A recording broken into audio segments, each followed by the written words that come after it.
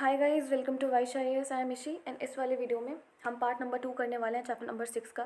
Class 8 की history NCERT चल रही है गाइस। ओके, तो मैंने आपको ये बताने की कोशिश करी थी पिछले वाले वीडियो में कि इंडियन टेक्सटाइल की वर्ल्ड मार्केट में क्या प्लेस है और यूरोपियन मार्केट में क्या प्लेस है। तो मैंने आप लोग को ये बताने की कोशिश करी थी कि बंगाल की कॉन्क्वेस्ट से पहले जो इंडिया था ना, वो one of the largest producer हुआ करता था कॉटन टेक्सटाइल का पूरे विश्व भर में। ठीक है, पूरे दुनिया भर में। क्यों? क्योंकि जो हमारे कॉटन की क्वालिटीज़ हुआ करती थी ना, बहुत ही फाइन क्वालिटीज़ हुआ करती थी। ओके, और फिर उसके बाद हमारा ट्रेड वगैरह हुआ करता था साउथ ईस्ट एशिया के साथ में। साउथ ईस्ट एशिया मीन्स जावा वाला रीजन, सुमात्रा, पेनांग वाला रीजन। ठीक है, मैप में जाने की ज़रूरत नहीं है, अभी रुक जाओ। ठीक है, अभी बेसिक सा कर रहे हो, अभी मैप में जाने की कोई उतनी नीड खास है नहीं। बस इतना याद रखना कि south east Asia, west Asia, central Asia, मतलब सबके साथ हमारा ट्रेड वगैरह हुआ करता था। उसके बाद बहुत जितने भी वर्ल्ड मार्केट थे ना, सब जगह पे हमारा जो कॉटन टेक्सटाइल था वो फ्लरिश करते थे। ठीक है, फिर मैंने कुछ क्लासिफिकेशन बताया था वर्ड्स का, इफ़ याद हो तो आप लोगों को। मैंने बता रखा था कि जो अलग अलग कंट्रीज़ वगैरह हुआ करती थी, वहाँ के अलग अलग मर्चेंट हुआ करते थे। जब हमारे कॉटन क्लोथ लेके जाते थे अपने वाले एरिया में, तो वहाँ पे उनको अलग सा एक नाम दे दिया जाता था। तो मैंने एग्जांपल के तौर पे मैंने आपको ये भी बताया था कि मान लो एक हम आपके एनसीईआरटी में एक एग्जांपल दिया गया है अरब मर्चेंट का। मैं वो फिर से बता देती हूँ आप लोगों को। मोसूल नाम का एरिया है, आज के प्रेजेंट डे इराक में है। ठीक है, तो उस टाइम पे हो सकता है वहाँ से कोई अरब मर्चेंट आया होगा यहाँ पे हमारे इंडिया में। उसने कॉटन का क्लोथ उसने बाई करा होगा, वो लेके गया होगा। तो वहाँ के जो लोग थे ना, वो उन टेक्सटाइल्स को मुस्लिम के नाम से जानने लगे। ठीक है, MUSLIN, मुस्लिम नहीं, मुस्लिम। ओके, ऐसे ही मैंने एक कैलिको वर्ड बताया था। ये किसने यूज़ किया था? मैंने कल वाले वीडियो में मैंने आपको बता रखा था। इफ़ आपने देखा हो तो प्लीज़ आप लोग उसको कमेंट सेशन में आप लोग मुझे बता दो। उसके बाद मैंने आप लोगों को कुछ क्लोथ्स की वैरायटीज़ बताई थी। चिंट, बंधना। ठीक है, बंधना नहीं, बंधन, मतलब एक्चुअली वो वर्ड था बंधन। ठीक है, जिसको वो कहते हैं ना टाई, टाई करना, टाई और नॉट, या फिर आप किसी चीज़ को बांधना, इज कॉल्ड बंधन। ठीक है, तो ब्रिटिशर्स उसको बंदना कहते थे। बंदना मीन्स प्रेयर वाला बंदना नहीं, वो उनका थोड़ा सा लैंग्वेज यूज लायक था। तो मैंने आपको ये सारी चीज़ें बता दी थी। मैंने आपको एक फ़ोटो भी दिखाया था, आप उससे पता लगा सकते हो कि उस टाइम पे वर्ल्ड मार्केट में हमारी क्या ही हैसियत रही होगी। आप इस फ़ोटो को देख लो। हमारे जितने भी टेक्सटाइल ओनर्स थे ना, उनको ऐसे ऑर्डर्स मिला करते थे। ये ऑर्डर्स हैं उस टाइम के, इतने ज़्यादा उन लोग को ऑर्डर्स मिला करते थे। ठीक है, तो आई होप मैंने एक क्विक सा रिवाइज़ करवा दिया आप लोगों को, क्विक रिवीजन करवा दिया। आप लोग को अभी तक पता चल गया होगा कि हमारी वर्ल्ड मार्केट में क्या प्लेस थी हमारे इंडियन टेक्सटाइल्स की। उसके बाद देखते हैं हमारे यूरोपियन मार्केट में क्या प्लेस थी इंडियन टेक्सटाइल की।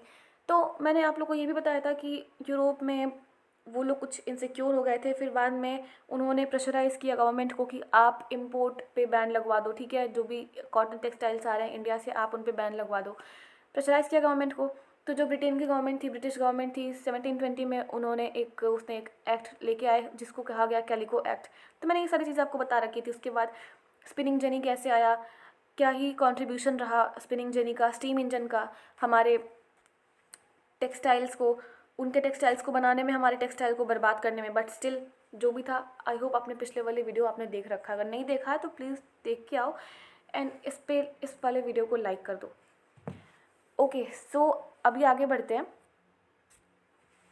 Little bit of promotion.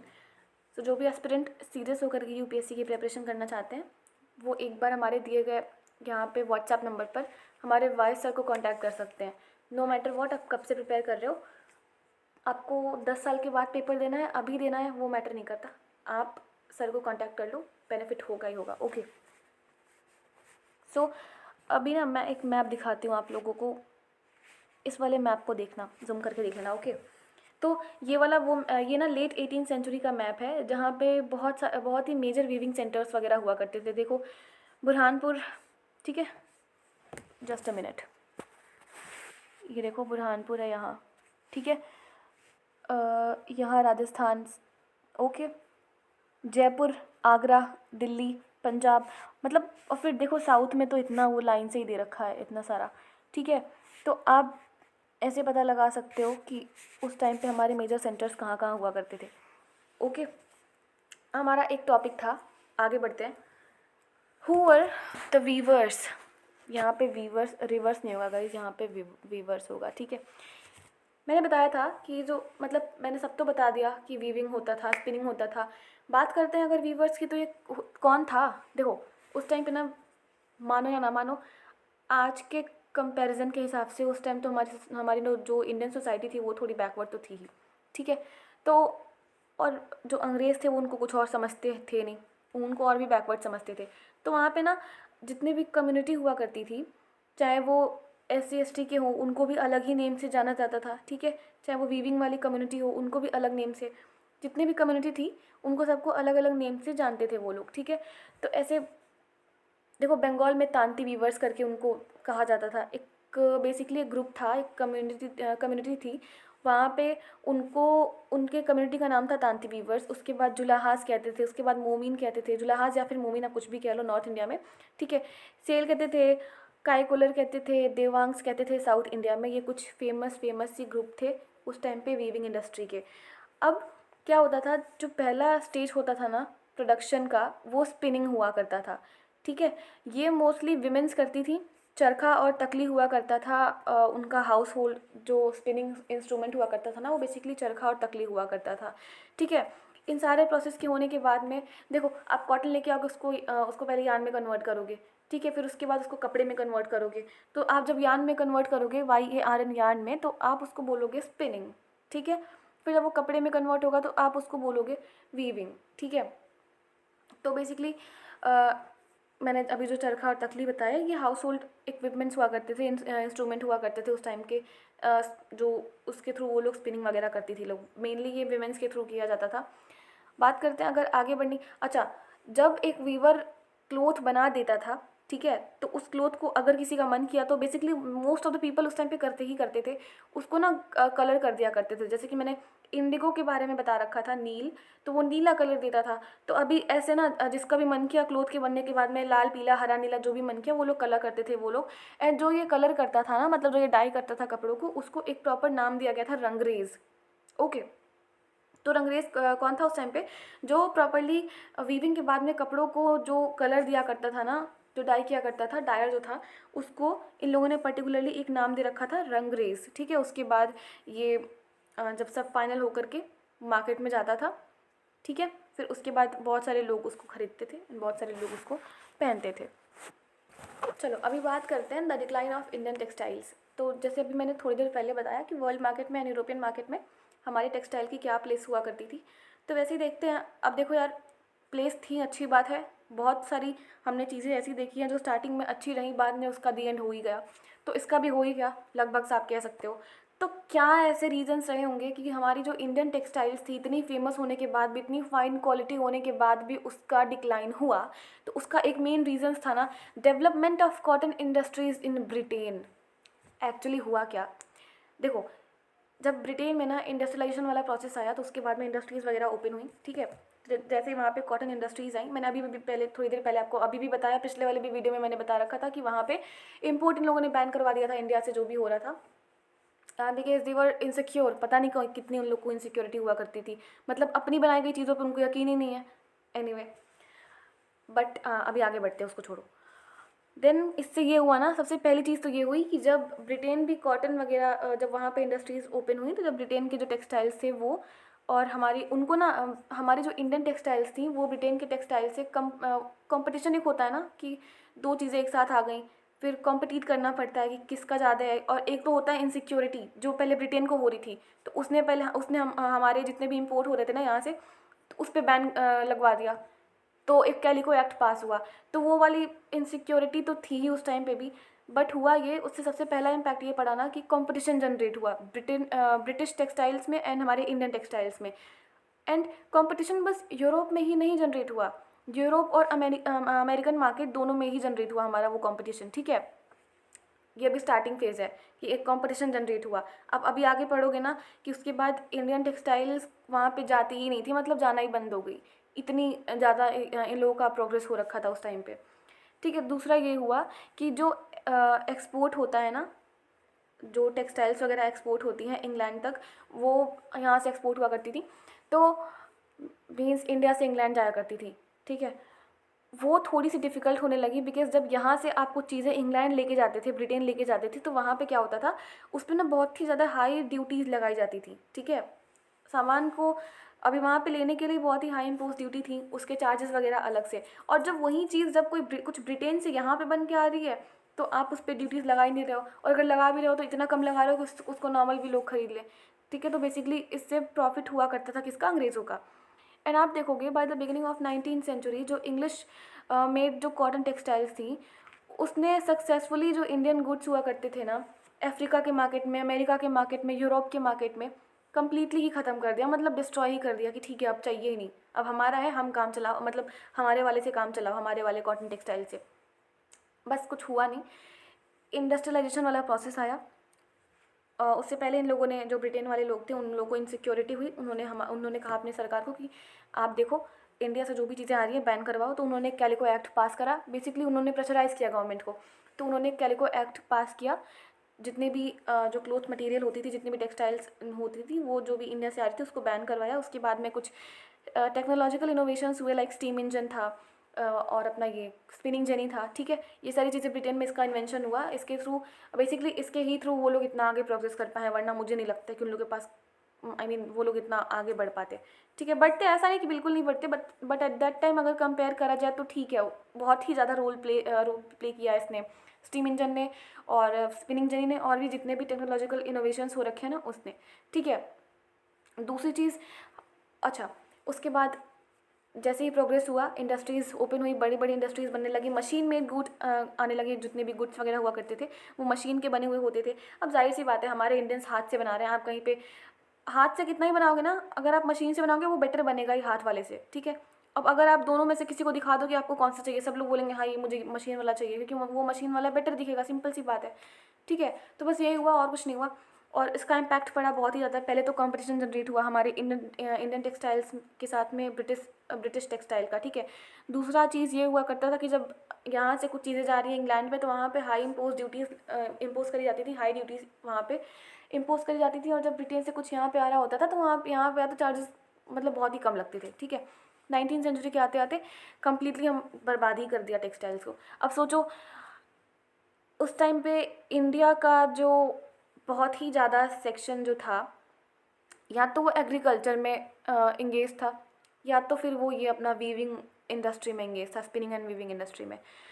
और हाँ, ऐसा नहीं है कि कुछ और भी टेक्सटाइल्स थे नहीं, कुछ और इंडस्ट्रीज़ थे नहीं, आयरन एंड वो स्टील का भी इंडस्ट्री था, उसमें भी लोग थे, बट मैं मेन चीज़ों की बात कर रही हूँ।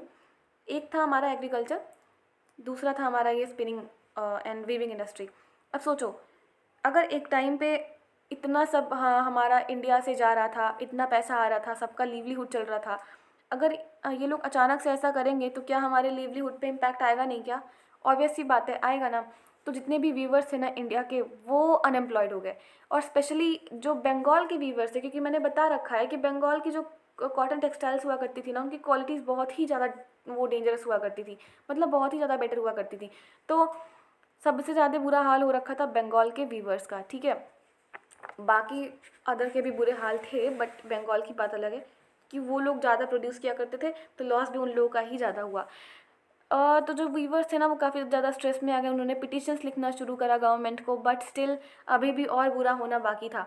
बाय द 1830 आप पढ़ोगे आगे, 1830 पढ़ोगे नहीं, मैं पढ़ा ही रही हूँ, बट मैं जितना आपके बुक में दिया है उतना ही पढ़ा रही हूँ, इन डिटेल मैं नहीं जा रही हूँ। ठीक है, यहाँ पे डोंट वरी, मैं बहुत ही इन डिटेल करवा रही हूँ, एकदम एलेबोरेट करके चीज़ों को।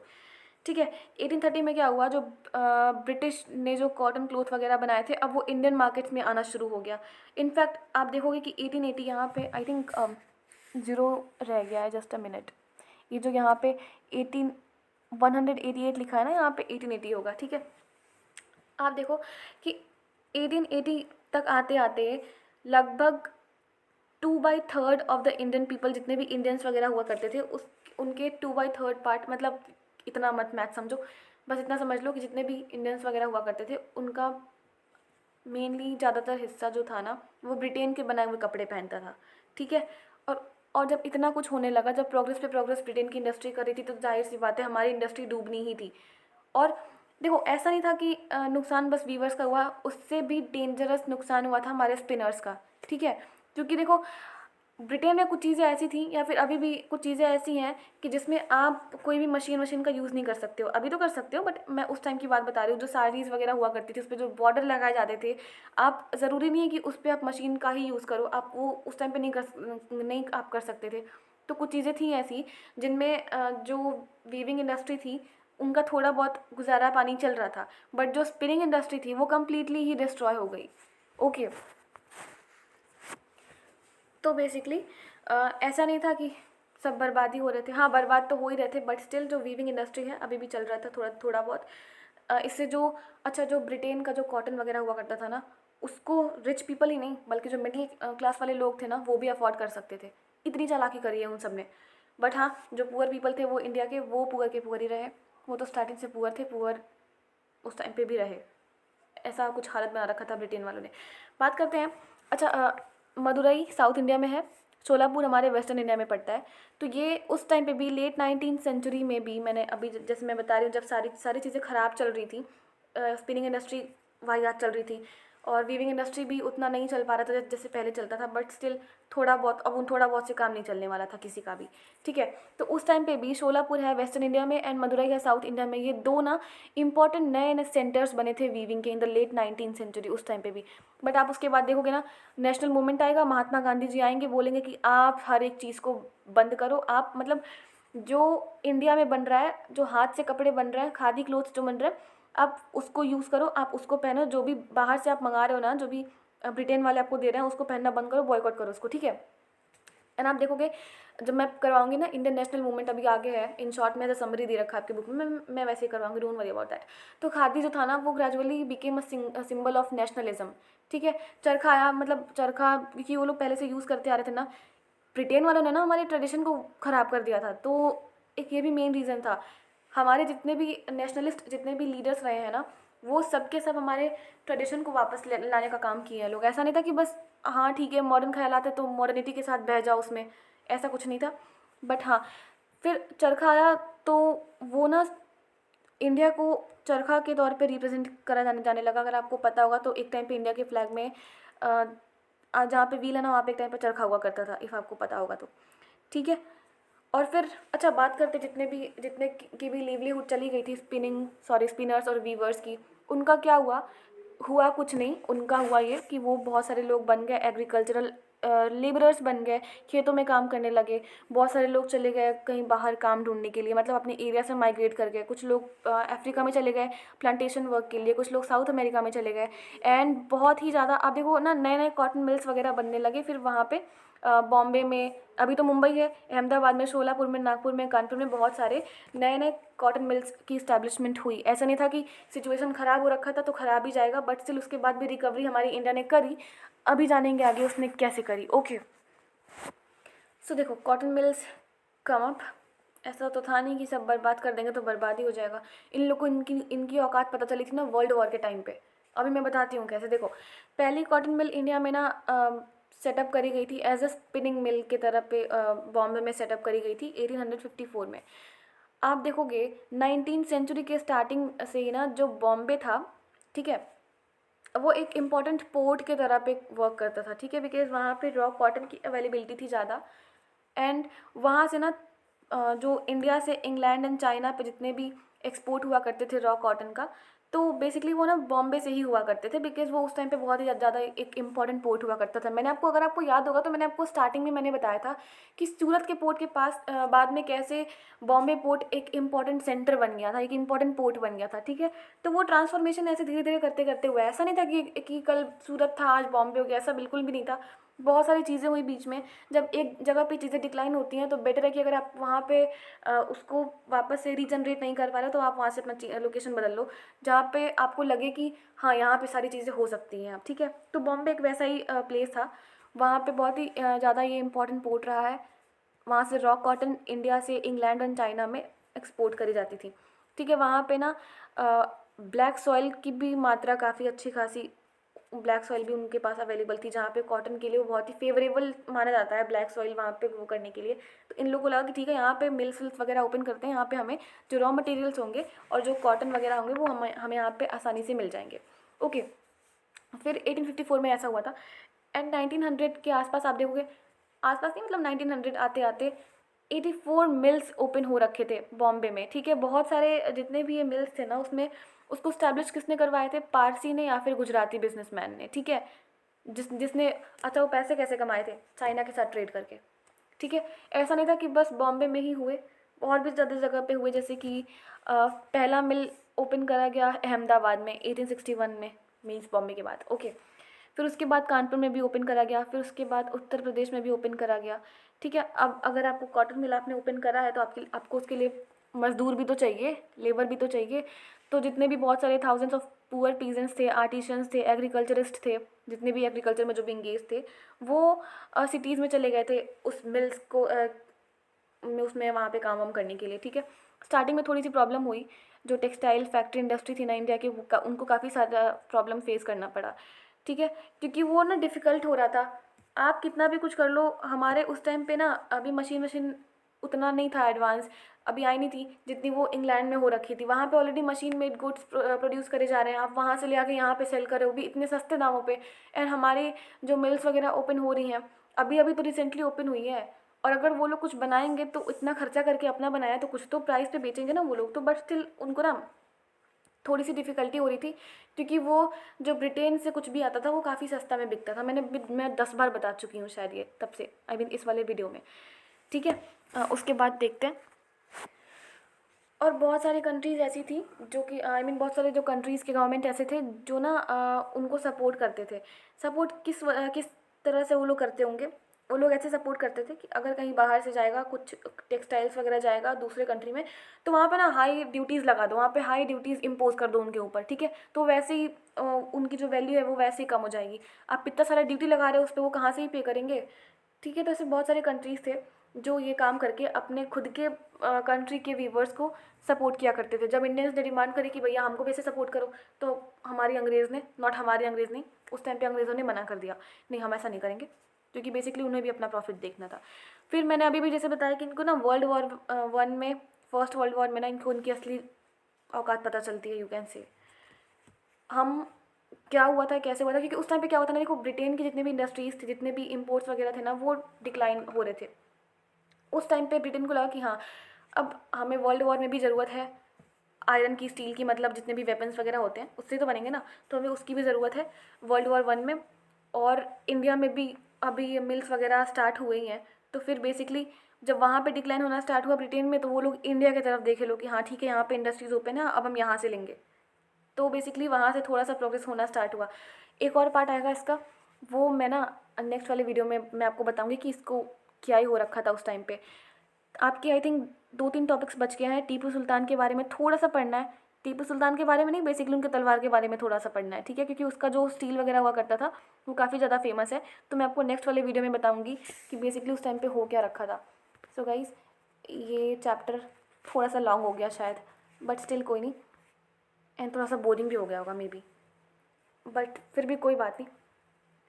यहाँ पे व्हाट्सअप नंबर है, आप सर को कांटेक्ट कर सकते हो, नो मैटर व्हाट आप कब से प्रिपेयर कर रहे हो, कितने सालों में आपको पेपर देना है, एक बार कांटेक्ट कर लो, बेनिफिट आपका ही होगा, trust me. So have a good day ahead, take care, bye.